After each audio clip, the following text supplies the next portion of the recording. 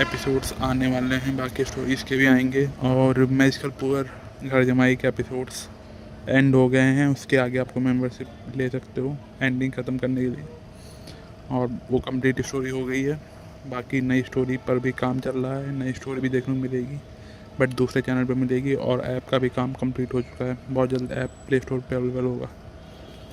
वो दुबला पतला आदमी जिसे रोहित ने पीटा था, सूजी हुई आंखों और चोटिल नाक के साथ वेन्यू नंबर 1 की ओर भागा। फील्ड नंबर 1 पर फुटबॉल की यूनिफॉर्म पहने हुए 16 आदमी गेंद के साथ खेल रहे थे। जैसे ही सब आ जाते, वे खेल शुरू करने वाले थे। इनमें से हर एक व्यक्ति ताकतवर और लंबा चौड़ा था, और उनकी कल्टिवेशन भी कम नहीं थी। उनमें से एक का कल्टिवेशन तो कौ के मध्य चरण तक पहुंच चुका था। मैदान के पास मीना एक छायादार मंडप के नीचे बैठी सबके लिए फल छील रही थी।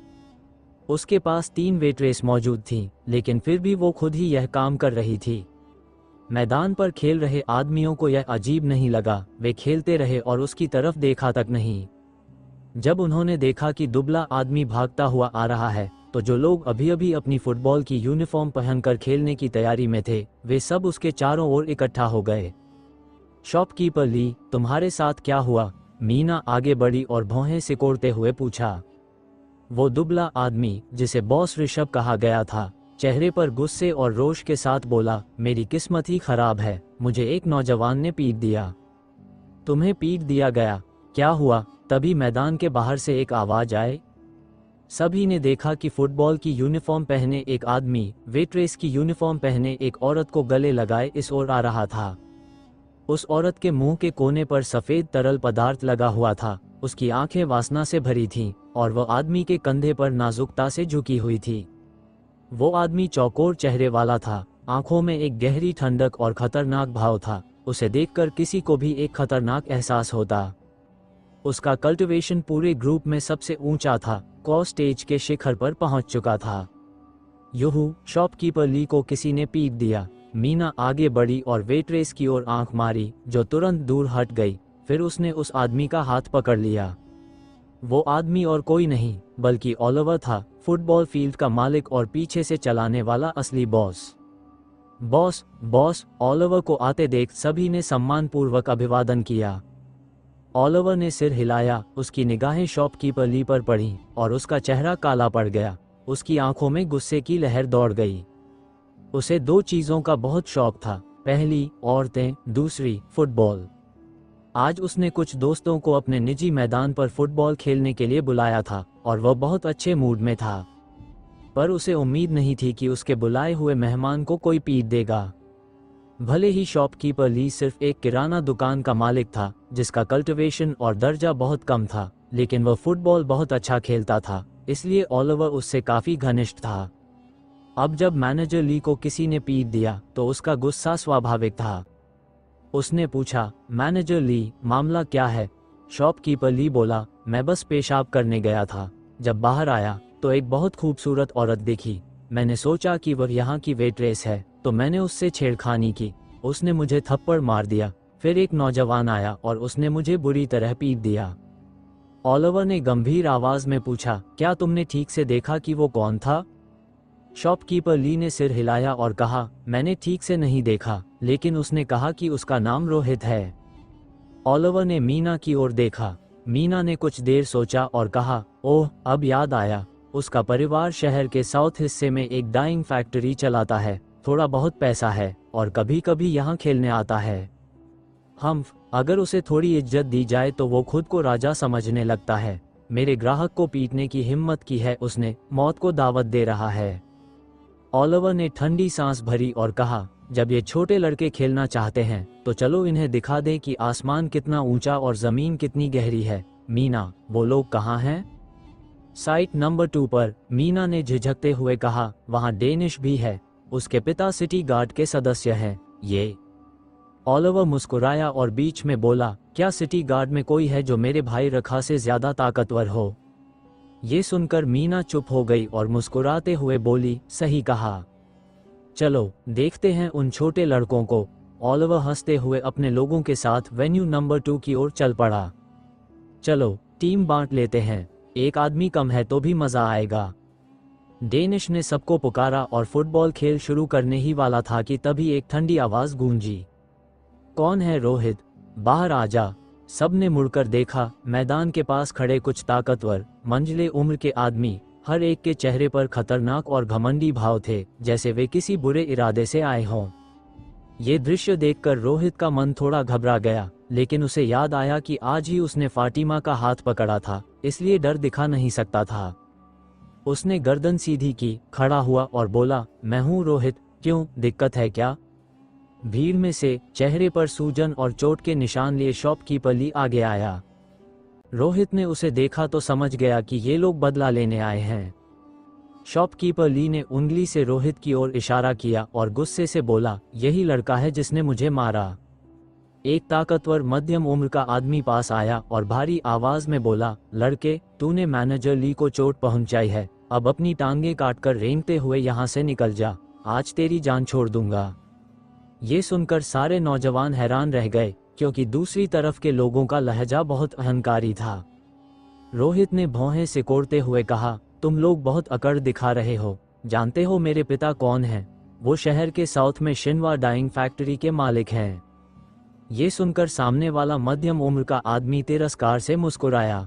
एक साधारण डाइंग फैक्ट्री के मालिक की उन्हें क्या परवाह? एक मजबूत आदमी आगे आया और तंज कसते हुए बोला, लड़के, अगर तू खुद नहीं करेगा तो मैं कर दूंगा। रोहित डर गया और 2 कदम पीछे हटा। उसे समझ आ गया कि मामला गंभीर है। उसने कुछ न कहा और डेनिश की ओर मदद के लिए देखा।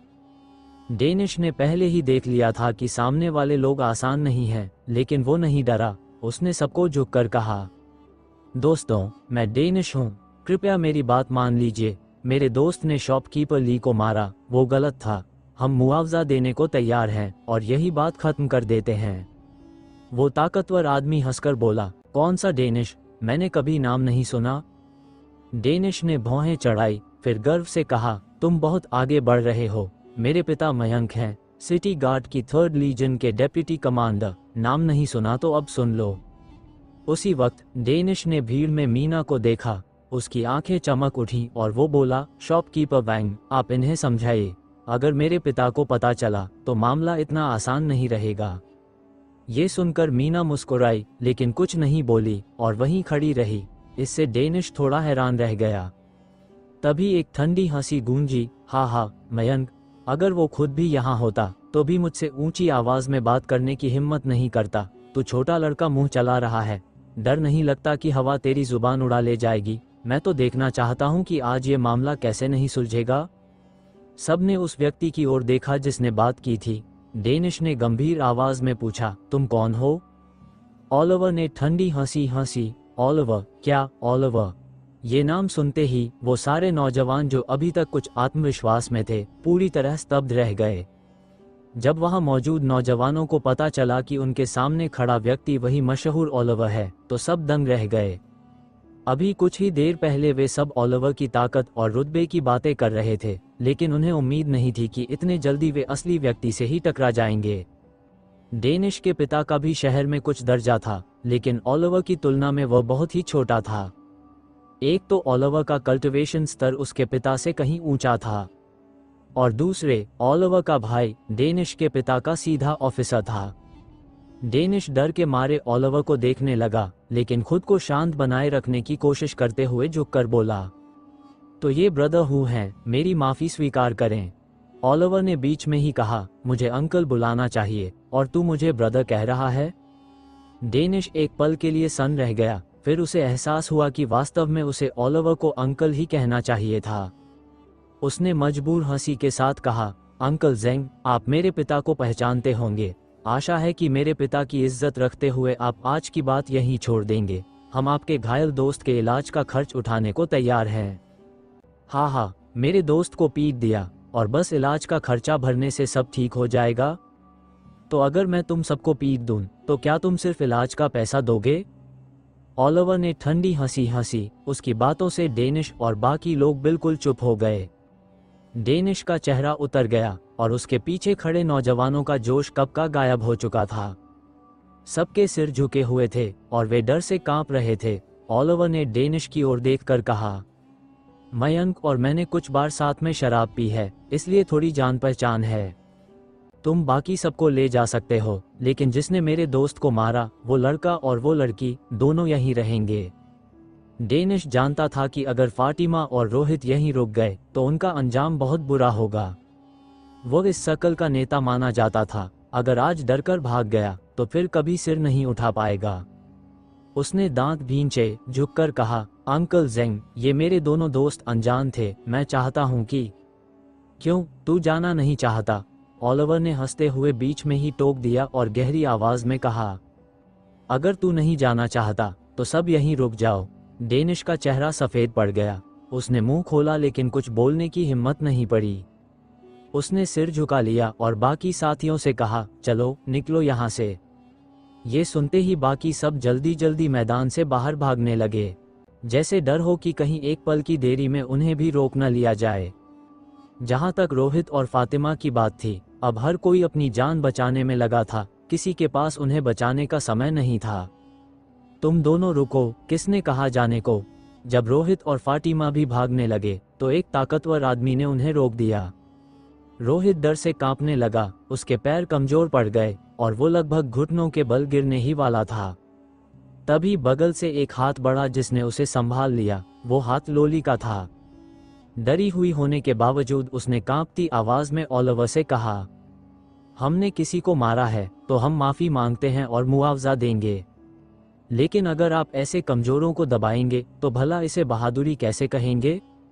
ये देखकर मैदान के किनारे खड़े गंगा ने भौहें सिकोड़ लीं। वो कोई डरपोक नहीं था, लेकिन उसकी नज़र में रोहित ने गलती की थी और उसे सज़ा मिलनी चाहिए थी। बस इतना था कि अगर लोली इस गड़बड़ी से दूर रहती तो वो दखल नहीं देता। लेकिन जब उसने देखा कि लोली खुद आगे आए है तो उसके पास अब कुछ करने के अलावा कोई रास्ता नहीं बचा। हालांकि लोली में कुछ छोटी कमजोरियां थीं, पर उसकी यह सच्चाई और साहस गंगा को प्रभावित कर गए। यिंग, तुम क्या कर रही हो? पीछे हटो। मोहिनी ने लोली को खींचा, चेहरा चिंता से भरा हुआ था। ओलिवर ऐसा आदमी नहीं था जिससे तर्क-वितर्क किया जा सके। डेनिश ने जल्दी से मोहिनी को पकड़ा और धीरे से कहा, चलो, दूसरों के झगड़े में मत पड़ो। अगर हमने अंकल जेंग को नाराज कर दिया तो कोई नहीं बचेगा। रुको, बाकी सब जा सकते हैं, लेकिन ये लड़की यहीं रहेगी। ओलिवर ने लोली की ओर इशारा किया। उसकी आंखों में लालच की झलक थी और उसने ठंडी आवाज में कहा, ठीक है, सबको जाने दो। बच्चों पर हाथ डालना कोई कला नहीं। मैं यहीं रुकता हूँ, आओ मेरे साथ खेलो। अचानक बाहर से एक आवाज आई। सबने मुड़कर देखा। बोलने वाला और कोई नहीं बल्कि लोली का चचेरा भाई। वो साधारण देहाती लड़का गंगा था। जो नौजवान अभी निकलने वाले थे वो उसे देखकर ऐसे देखने लगे जैसे वह पागल हो। क्या ये लड़का पागल है? इतने खतरनाक वक्त में भी वो ओलिवर के सामने अकड़ दिखा रहा है। वो तो सच में देहाती निकला। हालात का अंदाजा ही नहीं, अब तो इसका अंत तय है। पर जब ओलिवर ने गंगा को देखा तो चौंक गया। उसकी आंखों में अविश्वास झलक उठा। गंगा ने अपना कल्टिवेशन नहीं छिपाया था और ओलिवर एक नज़र में समझ गया कि वह कोर रेल्म के मध्य स्तर पर है। इतनी कम उम्र में कोई कोर रेल्म के मध्य स्तर तक पहुंचे, ऐसा व्यक्ति साधारण नहीं हो सकता। लेकिन ओलिवर को पूरा भरोसा था कि उदयपुर के सभी प्रतिभाशाली युवाओं के नाम वह जानता है। अगर ये लड़का बाहरी हुआ तो उसे मार देने में कोई हिचक नहीं होगी। हाँ, मैंने तो नहीं सोचा था कि तुम लोगों में भी कोई छिपा हुआ शख्स है। ओलिवर ने गंगा को देखकर मुस्कुराते हुए कहा, लड़के, तू कौन है? गंगा ने शांत स्वर में जवाब दिया, तुम मेरे नाम जानने के लायक नहीं हो। ये सुनकर बाकी नौजवानों के पैरों के नीचे की जमीन खिसक गई। वो तो इस मुसीबत से बच सकता था, लेकिन अब गंगा की इस बात से ओलिवर जरूर आग बबूला हो जाएगा। अब कोई भी इस फुटबॉल फील्ड से जिंदा नहीं जाएगा। सभी ने गंगा को गुस्से से देखा, जैसे पहले उसे ही पीटना चाहते हो। लोली को लगा कि गंगा साहसी है, लेकिन वह भी चिंतित हुई। उसे उम्मीद नहीं थी कि ओलिवर जैसे व्यक्ति के सामने भी गंगा इतना घमंडी रहेगा। लड़के, पूरे उदयपुर में कोई ऐसा नहीं जिसे मैं जानने के लायक न हूं। ओलिवर का चेहरा अंधेरा पड़ गया और उसने ठंडी आवाज में कहा, जब तू कहता है कि मैं लायक नहीं तो चलो देखते हैं कितना लायक हूं। आयु, आगे बढ़ो। पास खड़ा एक ताकतवर मध्यम उम्र का आदमी जो खुद भी कौर रेल्म के मध्य स्तर पर था। ओलिवर का आदेश सुनते ही आगे बढ़ा और गंगा पर हमला किया। उसकी चाल बिजली की तरह तेज थी, सच्ची ऊर्जा उसके शरीर से फूटी और एक भयंकर आभा पूरे मैदान पर छा गई। डेनिश और बाकी लोग डर के मारे पीले पड़ गए, जैसे सांस तक नहीं ले पा रहे हों।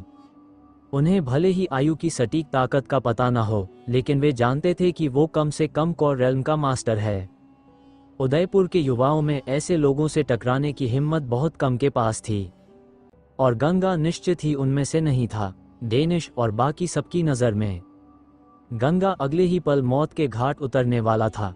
उन्हें गंगा की जान की परवाह नहीं थी, बस डर ये था कि अगर ओलिवर और गुस्से में आ गया तो वो सब भी नहीं बचेंगे। सब खत्म। लोली का चेहरा उतर गया। उसके पीछे उपाध्याय फैमिली थी, इसलिए अगर ओलिवर ने उसे पकड़ भी लिया तो परिवार उसे छुड़ा लेगा। लेकिन गंगा, अगर वो मर गया तो उसे बचाने वाला कोई नहीं होगा। ये लड़का इतना घमंडी क्यों है? जैसे ही आयु ने गंगा पर वार किया, गंगा बिल्कुल शांत खड़ा रहा, मानो उसे कुछ दिख ही न रहा हो। तू पागल है क्या? हट जा वहां से। लोली दौड़कर गंगा की ओर बढ़ी और उसे धक्का देने की कोशिश की, लेकिन उसकी गति कौर रेल्म के वॉरियर की तुलना में क्या थी। धड़ाम! सबकी आंखों के सामने गंगा के सीने पर आयु का मुक्का पूरी ताकत से जा लगा। शुद्ध ऊर्जा की एक जबरदस्त लहर पूरे मैदान में फैल गई, जिससे वहां मौजूद सभी लोगों की त्वचा पर तेज जलन महसूस हुई। ये कल्पना करना कठिन था कि गंगा पर उस वार के बाद क्या हुआ होगा, लेकिन जब सबने ध्यान से देखा तो वे हैरान रह गए। गंगा न तो पीछे फेंका गया था, न ही उसका सीना भेदा गया था। वह वहीं खड़ा था, बिना किसी चोट के, मानो कुछ हुआ ही न हो।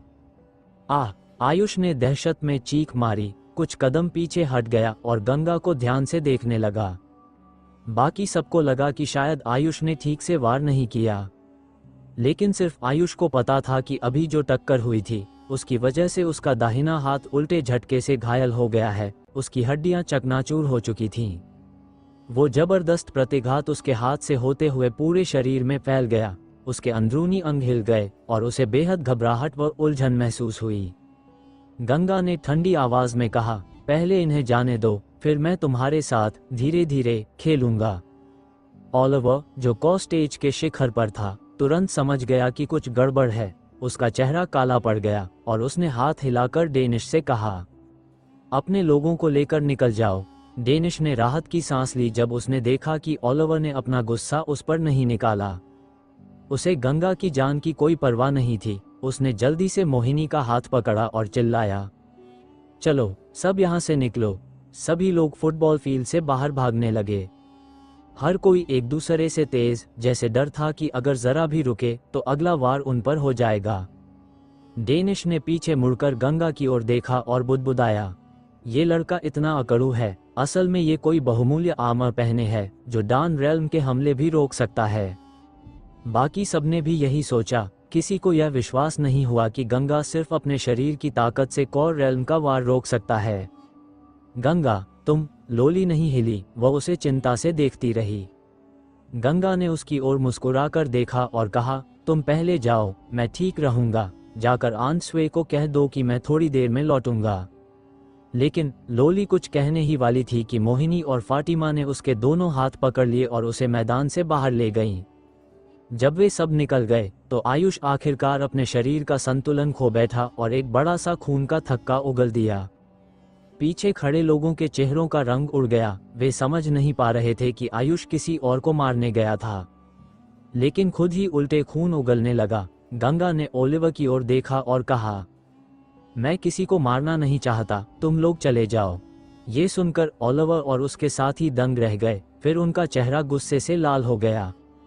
ओलिवर गर्ज कर बोला, लड़के, तू बहुत अकड़ दिखा रहा है। तू खुद को समझता क्या है? गंगा ने शांत स्वर में कहा, मैं कोई नहीं हूँ, लेकिन तुझे हरा सकता हूँ। हे, तू बस कौ के मध्य चरण में है। भले ही तेरा शरीर मजबूत हो, लेकिन मैं कौ के शिखर पर हूँ। तुझे मार गिराना मेरे लिए कोई मुश्किल बात नहीं। नौजवान, तू हद से ज्यादा घमंडी है। ओलिवर की आंखें सिकुड़ गईं और उसने सहज रूप से अपनी कमर पर बंधी तलवार पकड़ने की कोशिश की। लेकिन उसे याद आया कि उसने फुटबॉल की यूनिफॉर्म पहन रखी है और उसके पास कोई हथियार नहीं है। उसका चेहरा और भी गंभीर हो गया। वह नंगे हाथों से हमला करने ही वाला था कि तभी भान भान भान अचानक दूर से कुत्ते के भौंकने की आवाज आई। तनाव से भरा माहौल एकदम टूट गया। ओलिवर ने भौहें चढ़ाई और मीना से कहा, इस मैदान में कुत्ते को कैसे आने दिया गया? किसी को भेजो और उस कुत्ते को मार दो। लेकिन जितनी देर में उसने ये कहा, कुत्ते की आवाज और करीब आ गई। एक बड़ा पीला कुत्ता भीड़ को चीरता हुआ सीधे गंगा की ओर दौड़ा और उस पर झपटा। अरे कैनन, तू यहाँ क्या कर रहा है? गंगा ने अड़पाओ के सिर पर हाथ फेरा और हैरानी से पूछा। भले ही अड़पाओ ने जवाब नहीं दिया, लेकिन गंगा समझ गया कि शायद वह अकेलेपन से परेशान होकर उसे ढूंढने निकल पड़ा था। अब वो कुत्ता औषधि खा चुका था और उसकी सूंघने की शक्ति इतनी तेज हो गई थी कि उसे गंगा को ढूंढना मुश्किल नहीं था। ओह, तो ये तुम्हारा कुत्ता है? ओलिवर कुछ कहने ही वाला था कि उसकी आंखें अचानक चौड़ी हो गईं। उसने देखा, दूर से एक लंबा, मांसल आदमी तंग कपड़ों में तेजी से दौड़ता हुआ आ रहा था और कुछ ही पलों में वो फुटबॉल फील्ड नंबर 2 पर पहुंच गया।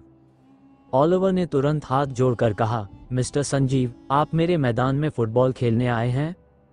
अगर पहले बता देते तो मैं खुद आपका स्वागत करता। रामू ने उसे एक नज़र देखा और मन ही मन सोचा, अगर इतना वक्त होता तो क्या मैं यहाँ फुटबॉल खेलने आता?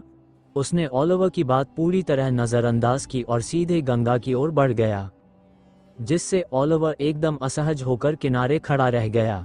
रामू को कल हरेश का आदेश मिला था कि गंगा को ढूंढे, लेकिन पूरे शहर में कोई सुराग नहीं मिला।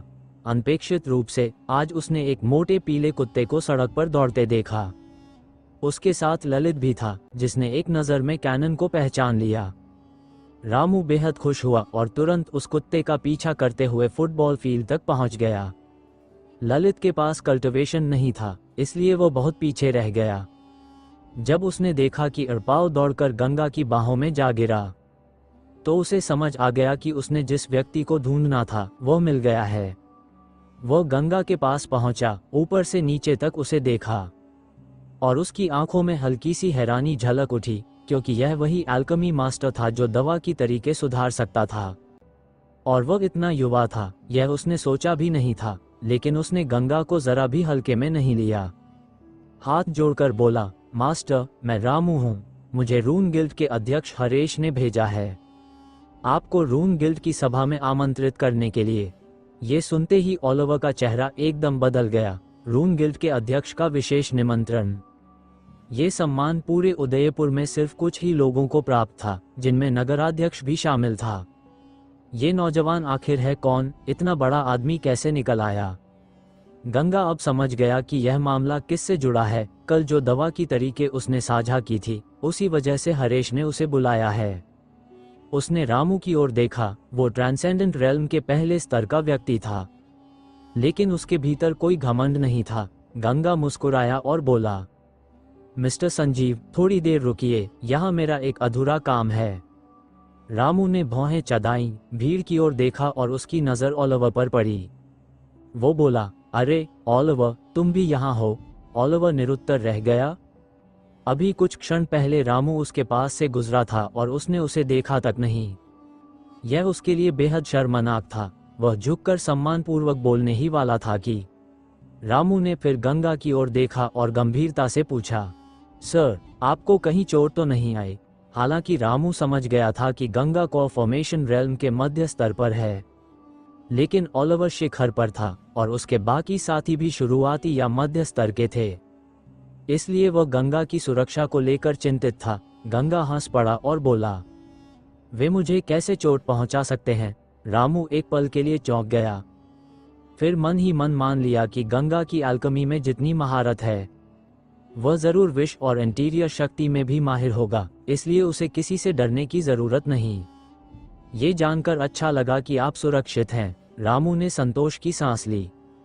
फिर उसने ठंडी नजर से ओलिवर की ओर देखा और बोला, ओलिवर, क्या तुम चेयरमैन के विशेष अतिथि पर हाथ उठाने जा रहे थे? तू है कौन जो मिस्टर जेंग से इस तरह बात कर रहा है?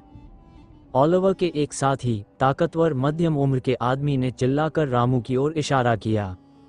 बाकी लोग, जो रामू को नहीं पहचानते थे, आगे बढ़े और हमला करने की मुद्रा में आ गए। ये देखकर ओलिवर के पैरों तले जमीन खिसक गई। वो तुरंत चिल्लाया, क्या कर रहे हो तुम लोग? मास्टर से इस लहजे में बात करने की हिम्मत कैसे की? सब पीछे हटो, अभी सबके समझ में कुछ आता उससे पहले ही। ओलिवर झुक गया पूरे 90 डिग्री पर और डरते हुए बोला, छोटे भाई, माफ कीजिए, मुझे नहीं पता था कि आप चेयरमैन के सम्मानित अतिथि हैं। कृपया आज की बातों को दिल पर मत लीजिए। जब ओलिवर वास्तव में गंगा के आगे झुक गया तो वहां मौजूद हर कोई दंग रह गया। क्या यह वही ओलिवर था जो अपनी दबंगई और अकड़ के लिए मशहूर था? उसका भाई सिटी गार्ड का जनरल था, भले ही सामने वाला व्यक्ति रून गिल्ड के अध्यक्ष मो का आदमी हो। फिर भी इतनी डरपोक और विनम्र हरकत, ये किसी की समझ में नहीं आया। और फिर एक छोटा सा नौजवान आखिर कर ही क्या सकता है? जब सबके दिमाग में सवालों की बाढ़ आई हुई थी, रामू ने गंभीर आवाज में गंगा से कहा, मास्टर, ओलिवर का भाई सिटी गार्ड का जनरल है, आप बताइए हमें क्या करना चाहिए? हालांकि अंतिम निर्णय गंगा का था, लेकिन रामू ने जानबूझकर ओलिवर के भाई की पहचान बताए ताकि गंगा को इशारा मिल जाए कि उसे मारना उचित नहीं होगा। गंगा के लिए तो वैसे भी कोई नुकसान नहीं हुआ था, उल्टा ओलिवर के अपने ही आदमी को उसकी वजह से चोट लगी थी। तो अब इस मामले को बढ़ाने की कोई जरूरत नहीं थी। साथ ही रामू और ओलिवर के भाई रका के बीच अच्छा रिश्ता भी प्रतीत हो रहा था, इसलिए गंगा ने सोचा कि उसे रामू की इज्जत रख लेनी चाहिए। उसने ओलिवर की ओर देखा और बोला, मिस्टर जेंग, है ना? अगर बदला लेना है तो मैं यहीं हूँ, जब चाहे आ जा। नहीं, बिल्कुल नहीं, आज की बात यहीं खत्म करते हैं, मैं बदला नहीं लूंगा। ओलिवर लगभग अपनी जुबान फिसलने से पहले ही खुद को रोक पाया। गंगा की आंखों में हल्की सी शरारत चमकी। वो मुस्कुराया और बोला, असल में अगर बदला लेना ही है तो जाकर डेनिश को ढूंढ लेना ज्यादा सही रहेगा। ये सुनते ही ओलिवर का चेहरा अजीब बन गया और उसने मजबूर हंसी हंस दी। रामू ने गंगा की ओर मुड़कर कहा, अब जब मामला सुलझ गया है, मास्टर, चलिए। गंगा ने सिर हिलाया और रामू के साथ वहां से निकल गया।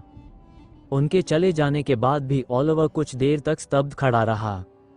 उसके एक साथी ने झिझकते हुए पूछा, ब्रदर यूहू, वो तो बस एक अल्केमिस्ट था और आपके भाई तो सिटी गार्ड के जनरल हैं, फिर आप उससे डर क्यों गए? ओलिवर ने कड़वी मुस्कान दी और सिर हिलाया, अगर वो कोई साधारण अल्केमिस्ट होता तो मैं क्यों डरता, लेकिन वो व्यक्ति, मैंने उसे पहले देखा है। जब मैं अपने भाई रखा के साथ था, वो चेयरमैन का सहायक है। क्या वो रामू था? ये सुनते ही वहां मौजूद सब लोग दंग रह गए। हर किसी के चेहरे पर भय और हैरानी छा गई। सबने रामू का नाम तो सुना था, लेकिन उसे कभी देखा नहीं था, क्योंकि वो लगभग सारा समय रून गिल्ड में बिताता था और बहुत कम बाहर आता था। रामू न सिर्फ एक स्पिरिट लेवल अल्केमिस्ट था, बल्कि एक फर्स्ट लेवल ट्रांसेंडेंट कल्टिवेटर भी था। ऊपर से उसका जैन फैमिली से ताल्लुक था, जो उदयपुर की प्रमुख प्रतिष्ठित परिवारों में से एक थी। दर्जा और पहचान के मामले में वो ओलिवर के भाई रखा से भी थोड़ा ऊंचा था। अगर वे सब थोड़ी देर पहले जोश में आकर हमला कर देते तो उसका अंजाम कल्पना से भी ज्यादा भयानक होता। अब जब उन्होंने पीछे मुड़कर अपनी हरकतें सोची तो हर किसी के दिल में ठंडा डर उतर आया। ओलिवर ने सिर हिलाया और भारी सांस ली। सोचा भी नहीं था कि मैं इतने गलत अंदाजे में रहूंगा। चेयरमैन ने खुद रामू को भेजा, तो आखिर वो लड़का कौन है? गंगा ने रामू के साथ चलकर हरेश के कार्यालय में प्रवेश किया। हरेश तुरंत आगे बढ़े और अपनी अध्यक्षता के बावजूद गंगा के साथ कोई औपचारिक दूरी नहीं रखी। ये देखकर गंगा के मन में उस वृद्ध व्यक्ति के प्रति सम्मान की भावना जगी। जब रामू ने परिचय दिया और बताया कि यह वही नौजवान है जिसने फायर बोस्ट की दवा की तरीके में सुधार किया है, तो हरेश की आंखों में अविश्वास की झलक दौड़ गई। आखिरकार एक अल्केमी मास्टर सामान्यतः बूढ़ा और अनुभवी होता है, लेकिन सामने खड़ा गंगा तो बहुत ही युवा था। हालांकि हरेश ने तुरंत अपने भावों को छिपाया और मुस्कुराते हुए गंगा को बैठने का इशारा किया। वो बोले, मास्टर, मैंने नहीं सोचा था कि आप इतने युवा होंगे। फिर भी आपकी अल्केमी की समझ इतनी गहरी है कि आपने हजारों साल पुरानी दवा की तरीके को सुधार दिया। ये सच में आश्चर्यजनक है। गंगा समझ गया कि सामने वाला उसकी असलियत पर शक कर रहा है। वो मुस्कुराया और बोला, फायर बोस्ट दान कोई बहुत महान औषधि नहीं है। अगर उसके पीछे का सिद्धांत समझ लिया जाए तो उसे सुधारना कठिन नहीं।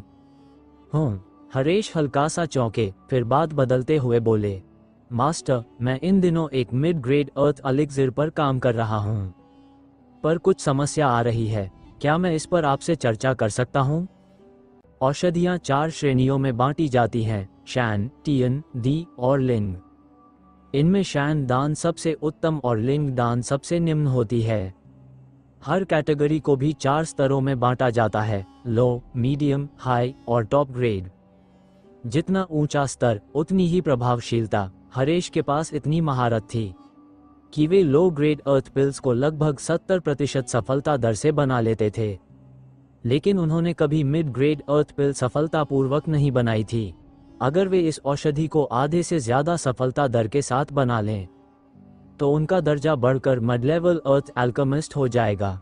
गंगा ने पूछा, प्रेसिडेंट, ये कौन सी मिड ग्रेड अर्थ पिल है? शायद मुझे कुछ सुराग मिल जाए। हरेश ने एक दवा की तरीके का स्क्रॉल निकाला और कहा, ये ट्रांसेंडेंट पिल है जिसका नाम ट्रांसेंडेंट रेल्म पर रखा गया है। मैंने कई बार कोशिश की, लेकिन हर बार गोली के संकेंद्रण के समय असफल हो गया। गंगा ने नुस्खा ध्यान से देखा। सामग्री ठीक थी, पर उसकी मिश्रण प्रक्रिया में कई खामियां थीं। अगर किसी के पास बहुत सटीक अग्नि कंट्रोल न हो तो सफलता असंभव थी। गंगा ने कहा, सामग्री सही है, लेकिन जिन क्रम में उन्हें जोड़ा जा रहा है और आग की तेजता को जिस तरह नियंत्रित किया गया है, उसे थोड़ा बदलने की जरूरत है। गंगा ने नुस्खा रख दिया और सहज भाव से कहा, इतनी जल्दी समाधान? हरेश एक पल को हक्का बक्का रह गया। हालांकि उसे नहीं पता था कि यह सच है या नहीं, लेकिन उसने विनम्रतापूर्वक पूछा, मास्टर, इसे कैसे समायोजित किया जाए? गंगा ने कहा, 9 फ्रूट डेमन स्पिरिट की जगह डबल विंज्ड स्पैरो के पंख इस्तेमाल करो, और साथ ही सामग्री डालने का क्रम बदलना होगा। पहले वाक्य पर ही हरेश को शक हुआ। इतनी कीमती सामग्री को ऐसे बदल देना, लेकिन जैसे जैसे गंगा ने आगे तर्क दिया, सब कुछ समझ में आने लगा। वो ध्यान से सुनने लगा। धीरे धीरे उसका चेहरा ऐसा लगने लगा जैसे कोई छात्र अपने गुरु की बातों में डूबा हुआ हो। जब गंगा ने समझाना खत्म किया, हरेश लंबे समय तक चुप रहे, हर शब्द को अपने मन में दोहराते हुए। वह ललित की तरह अंधाधुंध नकल करने वाला नहीं था। उसके पास खुद की गहरी समझ थी, इसलिए वह गंगा के संशोधित सिद्धांतों को सही तरह से समझ सकता था। कुछ मिनटों बाद उसकी आंखें चमक उठीं। वो खड़ा हुआ और उत्साहित स्वर में बोला, मास्टर, मैं अभी इसे आजमाता हूँ। शायद इस बार ट्रांसेंडेंट पिल सफल हो जाए। गंगा ने उसके उत्साहपूर्ण चेहरे को देखकर मुस्कुराया और कहा, जय, कोशिश कीजिए। लेकिन तभी दरवाजा अचानक खुल गया। ये प्रेसिडेंट का कार्यालय था। बिना दस्तक दिए कौन अंदर आने की हिम्मत करता है? एक सफेद चोगा पहने, छाती पर कांस्य बैज वाली एक स्पिरिट लेवल अल्केमिस्ट अंदर दाखिल हुई। वो एक बेहद खूबसूरत युवती थी। उसकी त्वचा दूध सी गोरी, आंखों में आकर्षण नहीं बल्कि ठंडापन था। उसका कद लंबा था, शरीर सुडौल और संतुलित। अगर गंगा उसका वर्णन करता तो कहता वो किसी उच्चस्तरीय लग्जरी ब्रांड की मॉडल जैसी लग रही थी। हिमानी, तुमने फिर से बिना दस्तक दिए अंदर क्यों आ गईं? उसे देखते ही हरेश ने भौहें चढ़ाईं और नाराज लहजे में डांट दिया। हिमानी हैरान दिखी, ऑफिस का दरवाजा पीछे से बंद किया और बोली, मास्टर, आप ऑफिस में कुछ भी बुरा नहीं कर रहे हैं, तो आप मुझे हमेशा दरवाजा खटखटाने के लिए क्यों कहते हैं? तुम दरवाजा नहीं खटखटाती, यह एक अजीब आदत है। हरेश ने हिमानी की तरफ आंखें घुमाईं। वो अपने प्रिय शिष्य के साथ कुछ नहीं कर सकता था। वो दरवाजा खटखटाने के मामले को और नहीं बढ़ाया और हिमानी का परिचय करवाया। आओ हिमानी, यह मास्टर हैं। जब उसने देखा कि उसके मास्टर ने युवा गंगा को नाम से बुलाने के बजाय अल्केमिस्ट कहा, जो कि पहले से ही सम्मानजनक उपाधि थी, तो हिमानी ने हैरानी भरी नजर से गंगा की ओर देखा और कहा, नमस्ते, मैं हिमानी हूँ। गंगा ने हल्का सा सिर हिलाकर अभिवादन किया, नमस्ते। ठीक है, तुम दोनों थोड़ी देर बैठो, मैं अब असाधारण औषधि बनाने की कोशिश करूंगा। अब जब औषधि का फॉर्मूला सुधर गया है तो ये सफल होना चाहिए। हरेश अब और इंतजार नहीं कर सका और उसने एक औषधि का कड़ाही निकाली, अपने सच्चे आग को सक्रिय करने और वहीं पर औषधि बनाने की तैयारी की इत्यादि। हिमानी अचानक चिल्लाई। जब हरेश ने भौहें चढ़ाकर देखा, उसने पूछा, मास्टर, आपने वास्तव में असाधारण गोली का फॉर्मूला सुधार लिया? हरेश ने गंगा की ओर इशारा किया। यह मैंने नहीं सुधारा, यह मास्टर दान ने किया है। हिमानी ने गंगा की तरफ एक नज़र डाली और उसे थोड़ा अविश्वसनीय लगा। उसने सोचा कि उसके मास्टर को शायद किसी ने धोखा दे दिया है। हालांकि अपने मास्टर की उत्तेजना देखकर उसने और कुछ नहीं कहा और एक तरफ हट गई। पर उसके दिल में वो अभी भी विश्वास नहीं करती थी कि गंगा द्वारा सुधारा हुआ फॉर्मूला वास्तव में असाधारण गोली बनाने में काम आएगा। जब उसने देखा कि हिमानी के पास और कहने के लिए कुछ नहीं है, तो हरेश ने अपना दाहिना हाथ हवा में संकेत करते हुए कड़ाही को तैरता हुआ ऊपर उठवा दिया। फिर उसने अपने दांतियान में सच्ची आग को सक्रिय किया, उसे कड़ाही के नीचे संगठित किया और औषधि बनाने की क्रिया शुरू कर दी। गंगा ने उसकी सच्ची आग की एक नज़र डाली। भले ही यह पृथ्वी की आग से बेहतर थी, पर यह पर्पल नेदर फ्लेम से आसमान जमीन का फर्क था। बता ही क्या, नेदरवर्ल्ड फायर की तुलना में ये सच्ची आग बिल्कुल भी काम की नहीं थी। गंगा की अल्केमी में इतनी जल्दी प्रगति करने का कारण एक ओर तो इमॉर्टल डेमोनिक क्लासिक की ज्ञान सहायता थी और दूसरी ओर वह आग जिसका वह इस्तेमाल करता था दूसरों की तुलना में कहीं बेहतर थी। जब कमरे का तापमान बढ़ा, हरेश पूरे ध्यान से असाधारण गोली बनाने पर केंद्रित हो गया। हिमानी ने पूरी प्रक्रिया ध्यान से देखी, हरेश की लाइव डिमॉन्स्ट्रेशन का विश्लेषण करते हुए और सीखते हुए कोई भाग मिस न करना चाहती थी।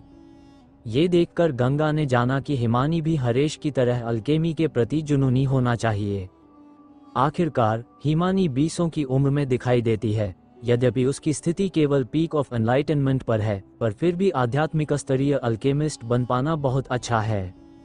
हरेश को स्पष्ट रूप से मध्य स्तरीय पृथ्वी गोली बनाने में थोड़ी कठिनाई हो रही थी। कुछ देर बाद उसकी माथे पर से बीन के आकार की पसीने की बूंदें आने लगीं। पर उसकी आंखों में उत्तेजना और बढ़ गई, क्योंकि आम दिनों की तुलना में आज की अल्केमी प्रक्रिया बहुत अधिक आसान रही।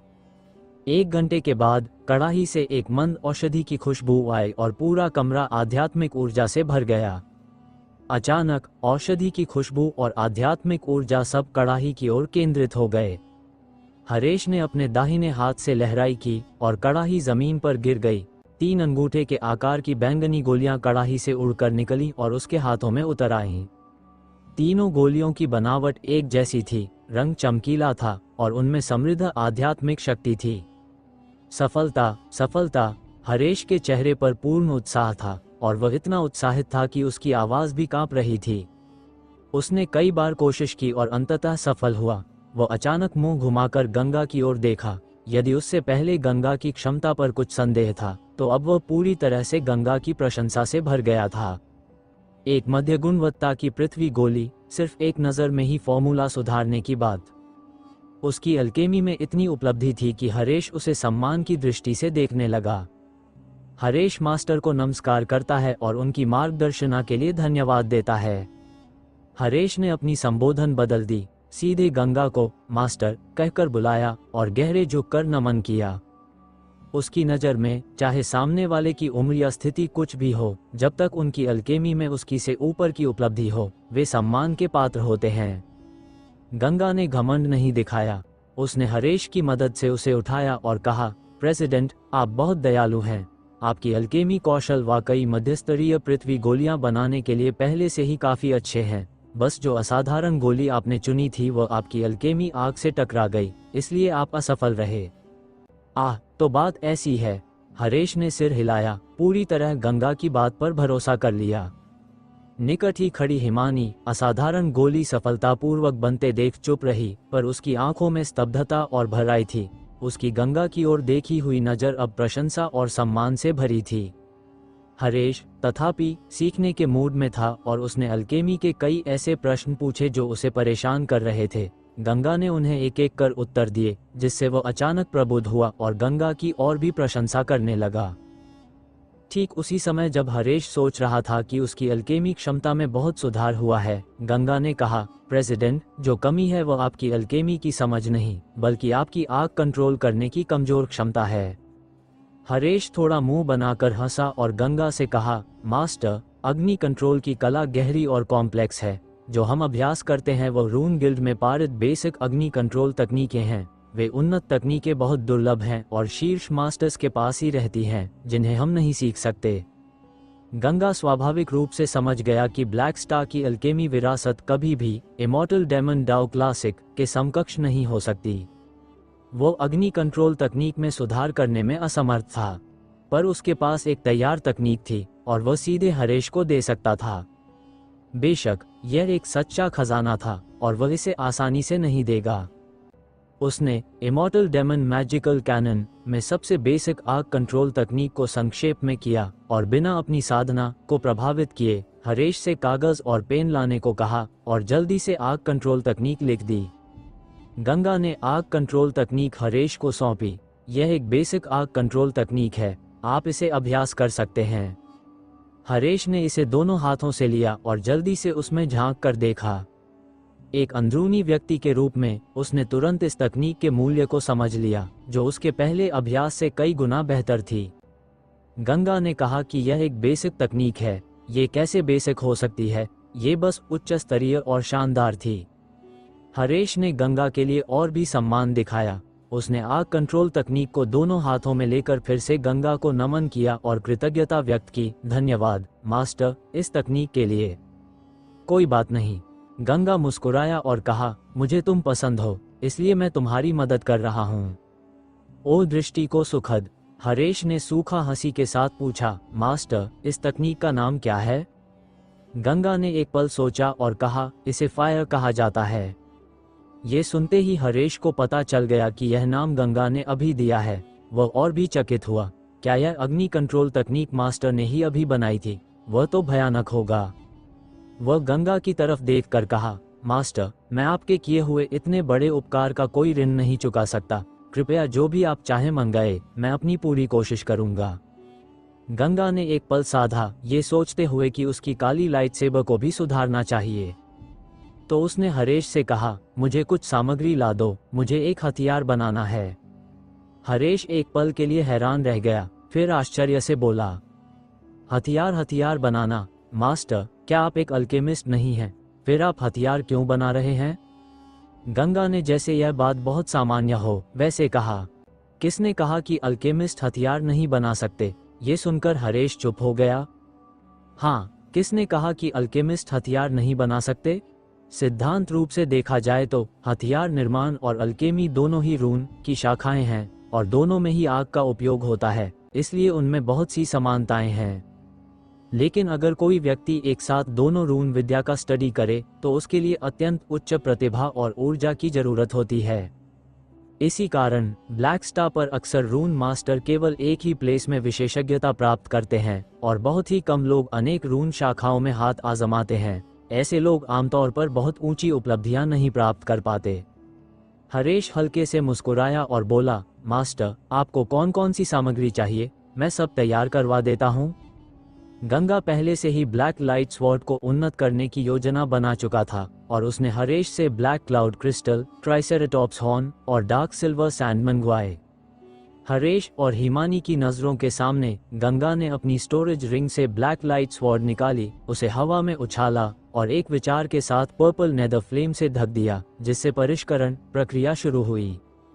हरेश और हिमानी को यह देखकर आश्चर्य नहीं हुआ कि गंगा के पास एक स्टोरेज रिंग है, पर जब उन्होंने पर्पल नेदर फ्लेम देखी तो उनकी आंखें चौड़ी हो गईं। Spiritual fire. हरेश ने तुरंत पहचान लिया कि गंगा की यह आग साधारण दवा बनाने की सच्ची आग नहीं थी, बल्कि स्वर्ग और पृथ्वी द्वारा उत्पन्न आत्मिक फायर थी, जिसे उसने वश में कर लिया था। यह आत्मिक आग मेरी औषधि की आग से कहीं अधिक शक्तिशाली है। हरेश के दिल में ईर्ष्या भर गई। वह हमेशा से आत्मिक आग पाना चाहता था, पर उसे कभी अवसर नहीं मिला। पास खड़ी हिमानी की निगाहें गंगा पर अब संदेह से प्रशंसा, फिर श्रद्धा और अब तो मानो पूजा जैसी भावना में बदल चुकी थीं। गंगा ने क्रमवार ब्लैक क्लाउड क्रिस्टल, ट्राइसेरेटॉप्स हॉर्न और डार्क सिल्वर सैंड डाली और व्यवस्थित ढंग से ब्लैक लाइट स्वॉर्ड को परिष्कृत करते हुए उन्नत किया। उसका लक्ष्य था इस आध्यात्मिक हथियार को अर्थ ग्रेड वेपन में अपग्रेड करना। पहला कदम था इसकी शक्ति बढ़ाना और दूसरा रून्स अंकित करना। उच्च स्तरीय सामग्रियों को समाहित कर एक स्थिर संरचना बनाते हुए गंगा ने हथियार की मजबूती बढ़ा दी। ये पहला चरण उसने शीघ्रता से पूरा कर लिया। अगला चरण था रून्स की नक्काशी। गंगा पहले से ही तैयार था। उसने सीधे ब्लैक लाइट स्वॉर्ड को मिड ग्रेड अर्थ वेपन के स्तर तक अपग्रेड कर दिया और उस पर 6 रून अंकित किए। 3 प्रकार के रून थे, प्रत्येक के 2-2 टुकड़े। आग और चमकते काले तलवार के बीच गंगा ने अपनी डिवाइन सेंस केंद्रित की और अपने दाहिने हाथ से ट्रू एनर्जी छोड़ते हुए पहला रून अंकित किया। ये था स्ट्रेंथ रून। जैसा कि नाम से स्पष्ट है, ये शक्ति बढ़ाने वाला रून था।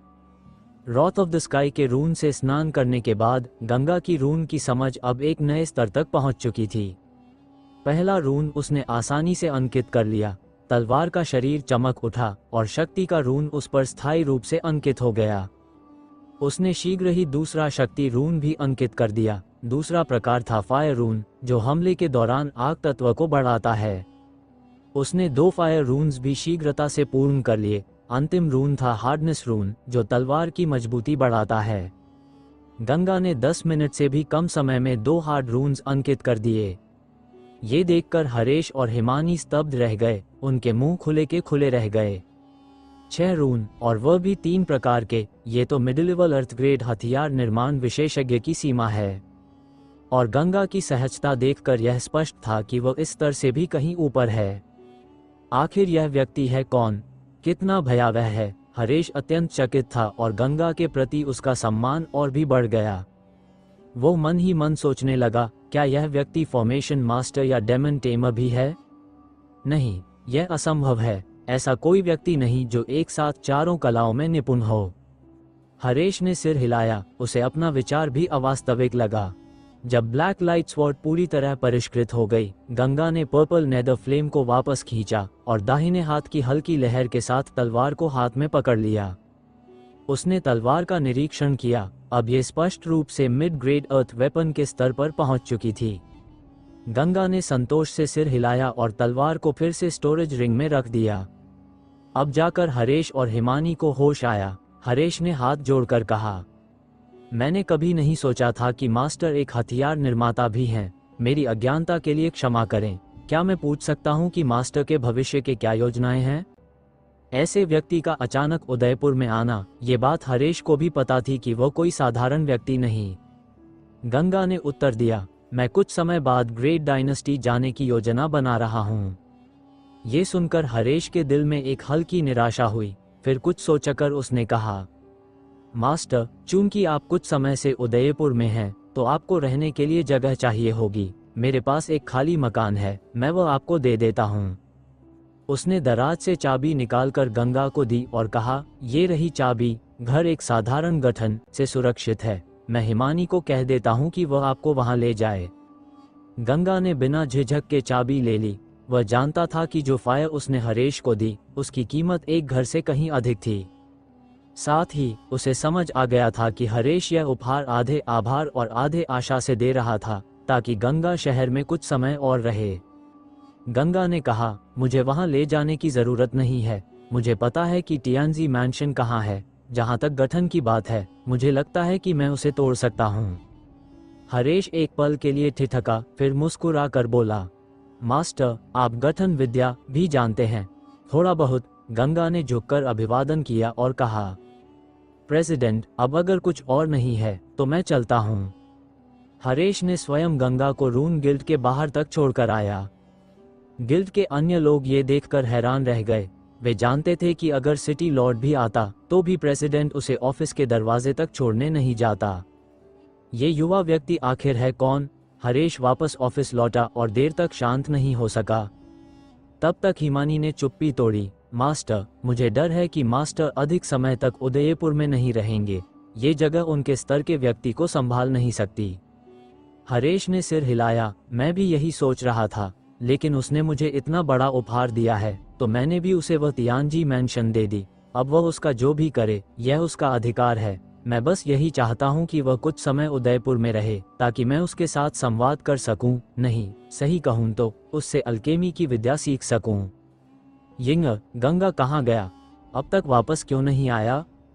जैसे जैसे आसमान अंधेरा होता गया, एलिसन को गंगा न दिखा और वह चिंतित हो उठी। लोली ने सिर झुका लिया। वह भी गंगा की सुरक्षा को लेकर चिंतित थी, पर सच्चाई बताने की हिम्मत नहीं हुई। वह हकलाकर बोली, मुझे नहीं पता वह कहाँ गया। उसने कहा था कि जल्दी लौट आएगा। योगेश ने गंभीर चेहरे से कहा, शायद उसे हमारा परिवार पसंद नहीं आया और वह सेना में चला गया होगा, जनरल बनने का सपना पूरा करने। उसी वक्त बाहर से आवाज आई, आंट स्वे, अंकल ह्यूओ, मैं वापस आ गया हूँ। दरवाजा खुला और गंगा के अंदर आने से पहले ही अड़पाव भौंकता हुआ दौड़ता अंदर आ गया। गंगा को देखते ही लोली ने राहत की सांस ली और उसके चेहरे पर सुकून छा गया। एलिसन मुस्कुराई और बोली, तुम वापस आ गए, कहाँ गए थे आज, इतनी देर क्यों लगा दी? गंगा अभी अभी हेवनली पैलेस की फॉर्मेशन तोड़कर वापस लौटा था। उसने मेज पर एक चाबी रखी और एलिसन से कहा, आंट स्वे, आपने पिछली बार कहा था कि आप टियानजी मैंशन में रहना चाहती हैं, है ना? ये रही उसकी चाबी, इसे रख लीजिए, जब चाहें जाकर रह सकती हैं। ये सुनकर एलिसन हंस पड़ी और बोली, गंगा, तुम तो सच में लोगों को खुश करना जानते हो। वो टियानजी मैंशन तो चेयरमैन का निवास है, सुना है वो वहाँ कभी रहे नहीं, लेकिन फिर भी वो जगह हमारे बस की नहीं है। फिर भी मैं ये चाबी रख लेती हूँ। तुम्हारी नीयत अच्छी है, इसके लिए धन्यवाद। एलिसन ने चाबी संभाल कर रख दी और फिर बोली, चलो अब जल्दी से खाना खा लो। योगेश ने गंगा की तरफ देखा और सिर हिलाते हुए कहा, हाय, इतनी कम उम्र में ही इतनी बड़ी बड़ी बातें करना पसंद है। क्या भविष्य बनेगा ऐसे? गंगा, मैं तुम्हारी आलोचना नहीं कर रहा, लेकिन जमीन पर पैर रखकर चलने में क्या बुराई है? गंगा ने आदर से झुककर कहा, आपकी शिक्षा के लिए धन्यवाद, अंकल। पर उसके चेहरे के भावों में जरा भी ईमानदारी नहीं थी, जिससे योगेश और भी चिढ़ गया। उसने सिर झुकाया और चुपचाप खाना खाने लगा। खाना खत्म होने के बाद लोली ने अड़पाव को छेड़ते हुए कहा, चलो कुत्ते को घुमाने चलते हैं। ये सुनकर एलिसन की आंखें चमक उठीं और उसने उत्साह से कहा, जाओ जल्दी जाओ। गंगा मुस्कुराया और लोली के साथ बाहर निकल गया।